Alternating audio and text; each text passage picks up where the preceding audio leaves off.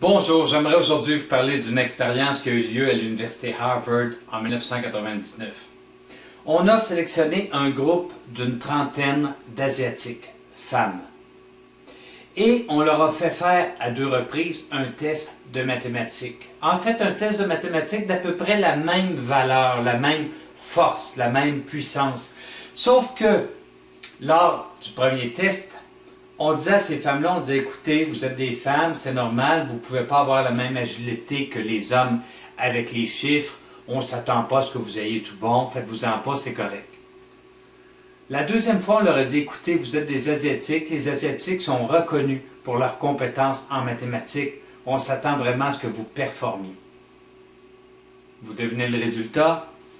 La deuxième fois, ces jeunes femmes-là ont dépassé les résultats du premier, en fait, qui ont été presque parfaites.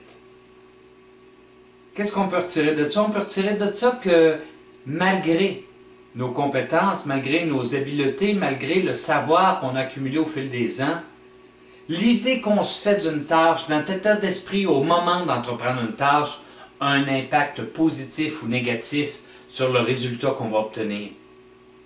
Vous souhaitez, quand vous entreprenez une tâche, obtenir les résultats optimaux? Rappelez-vous les fois où vous avez été à la hauteur. Rappelez-vous les gens, pensez aux gens qui croient en vous. À la rigueur, appelez quelqu'un en disant, écoute, je suis pas vraiment sûr, là, penses-tu que je vais être bon? Et cette personne-là a le devoir de vous dire que vous allez être bon. Bref, faites en sorte de vous mettre dans un état d'esprit positif et vous allez récolter des résultats encore meilleurs.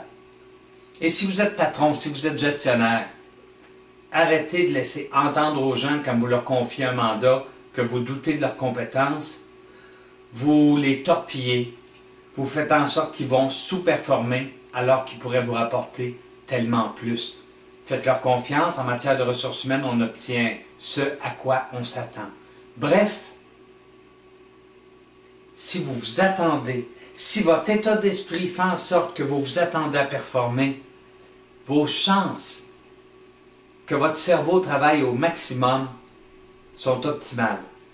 Si vous pensez, si à l'avance vous décidez que vous allez peut-être foirer, bien votre cerveau ne se donnera pas la peine d'être à la hauteur. Vous savez maintenant comment faire pour réussir, du moins une des recettes pour réussir. Il vous reste à la mettre en œuvre. Qu'avez-vous à faire aujourd'hui? Faites-le en vous disant que vous allez être à la hauteur. Bonne chance, bon travail, bon succès.